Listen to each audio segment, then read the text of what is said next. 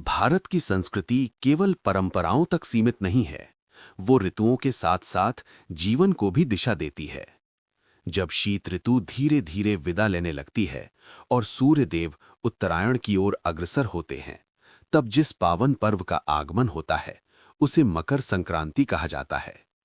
ये पर्व केवल एक त्योहार नहीं, बल्कि आशा, परिश्रम, त्याग और सकारात्मक परिवर्तन का संदेश देता है।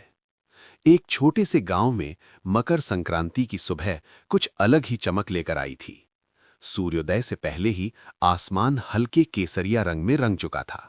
घर घर की छतों पर रंग बिरंगी रंगोलियां सज रही थीं। बच्चों के हाथों में पतंगे थीं और बुजुर्गों के चेहरों पर शांति और संतोष की मुस्कान। पूरा गांव मानो सूर्यदेव के स्वागत में जाग उठा हो। उसी गांव में रहने वाला मिहिर नाम का एक बालक इस पर्व के महत्व को समझने के लिए उत्सुक था। उसने अपने दादाजी से पूछा, दादाजी, आज सब इतने खुश क्यों हैं? दादाजी मुस्कुराए और बोले, बेटा, आज सूर्यदेव मकर राशि में प्रवेश करते हैं। इसे उत्तरायण कहा जाता है। आज से दिन बड़े और रातें छोटी होने लगती हैं। इसका अर्थ है अंधकार से प्रकाश की ओर बढ़ना। उन्होंने आगे कहा, हमारी संस्कृति में प्रकाश को ज्ञान, सत्य और सद्गुणों का प्रतीक माना गया है। मकर संक्रांति हमें सिखाती है कि जीवन में भी हमें ऊंचाई की ओर बढ़ना चाहिए, ठीक वैसे ही जैसे पतंग आकाश में उड़ती है। घर के भीतर माँ तिल और गुड़ के लड्डू बना रही थीं। रसोई से आती मीठी खुशबू पूरे घर में फैल चुकी थी। माँ ने कहा, तिल और गुड़ शरीर में ऊष्मा लाते हैं और रिश्तों में मिठास भरते हैं।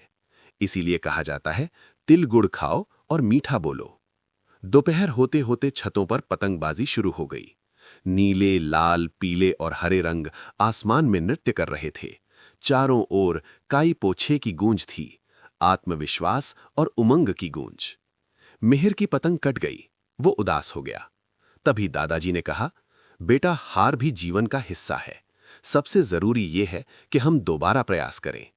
मिहिर ने फिर डोर थामी और इस बार उसकी पतंग और भी ऊंचाई तक पहुंची। सांझ ढलते ही पूरा गांव मंदिर में एकत्र हुआ। दीप प्रज्वलित किए गए और सूर्यदेव की आराधना हुई। तभी दादाजी ने कहा, बेटा, मकर संक्रांति महाभारत के महान योद्धा भीष्म पितामह से भी जुड़ी है। इच्छा मृत्यु का वरदान होने पर भी उन्होंने उत्तरायण की प्रतीक्षा की और इसी पावन समय अपने प्राण त्यागे। इसलिए ये पर्व त्याग, धैर्य और आत्मज्ञान का प्रतीक है। रात को आसमान तारों से भर गया। ठंडी हवा चल रही थी, लेकिन लोगों के दिलों में प्रेम और एकता की गर्माहट थी। जैसे सूर्य उत्तर दिशा की ओर बढ़ता है, वैसे ही हमें भी अपने जीवन को सकारात्मक दिशा में आगे बढ़ाना चाहिए।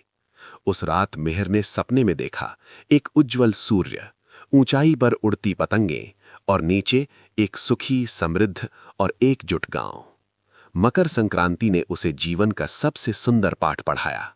प्रकाश की ओर बढ़ो, मिठास बनाए रखो। Please like, share and subscribe करें वार्तालाप को।